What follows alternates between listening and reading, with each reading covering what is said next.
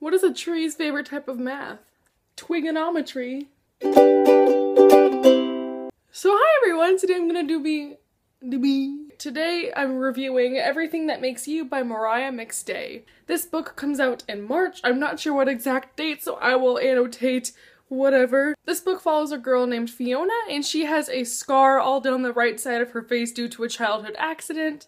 No one really notices her, or they try not to notice her because of this, so she doesn't have very many friends, she doesn't have that much dating experience, if any. Overall, she's just distraught about this calamity that has occurred to her face that's making her social standing not very great. This book is told in dual perspective between Fiona and another girl named Fee, who is like an alternate world Fiona who has no scar. It's the same girl but two different lives, but they both represent things she has to go through and the struggles of having the different lives.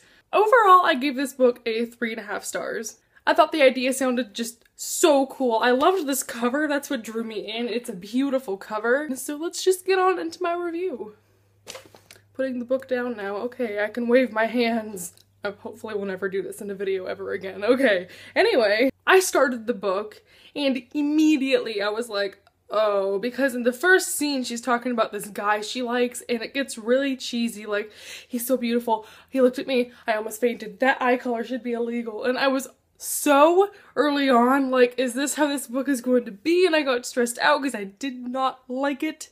There are people walking by outside, shout out to the elderly. Just a little disclaimer, when I talk about Fiona, I'm talking about Fiona, the girl with the scar.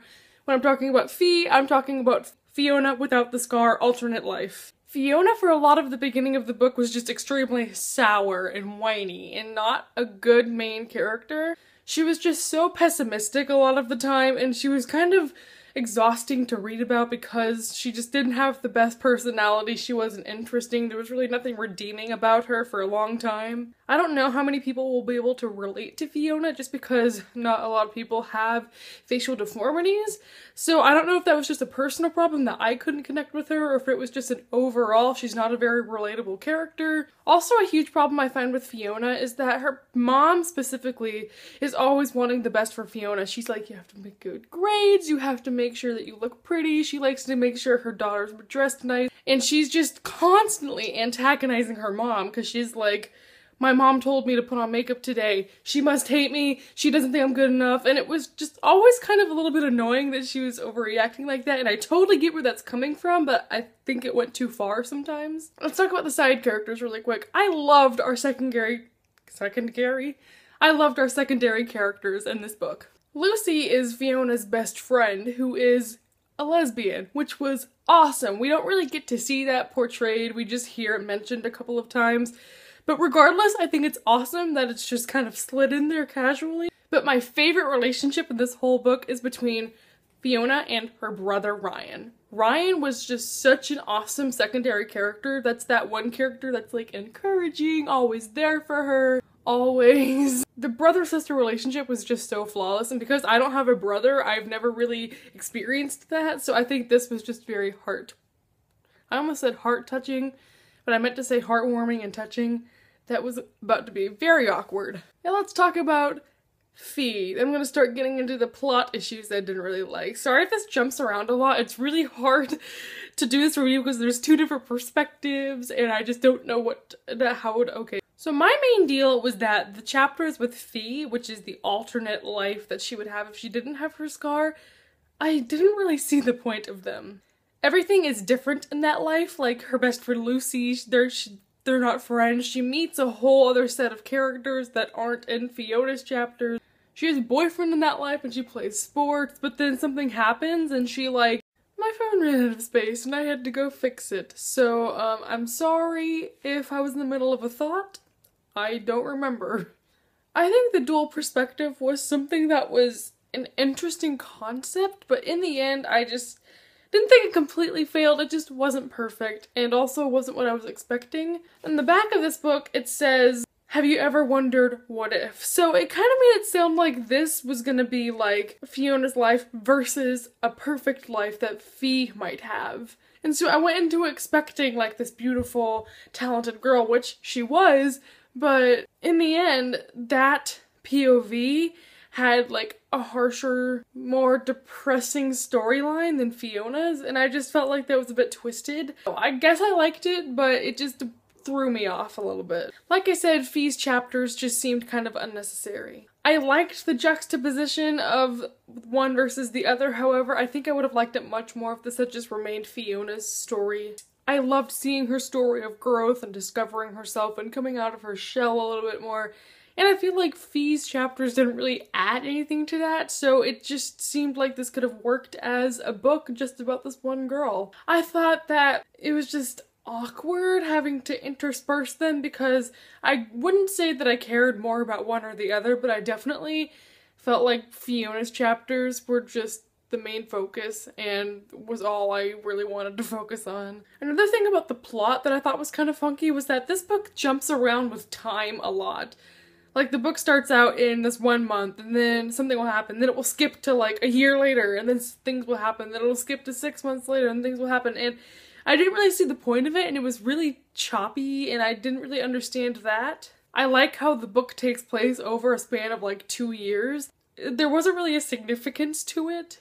It seemed kind of unnecessary and, again, choppy, like things were being left out. Things, again, just like characters came and went, things jumped around, it was just kind of hard to follow a little bit. It took a while to make sense of why the two different perspectives were needed. For half the book, they don't coincide whatsoever. But then there's like this one moment where a connection happens and you connect the characters, and I had to stop and I was like, whoa. It blew my mind. After that, I really appreciated how the dual perspective was done because you got to see one side of one character in one perspective, and then you saw another side of that same character from the different perspective, and it was so neat. There was so much emotional development in the last half that you didn't get to see in the first half, which I loved. I just have to keep questioning myself, like, would this book have worked better just sticking to one perspective? Would the book lose its meaning if there was just one perspective?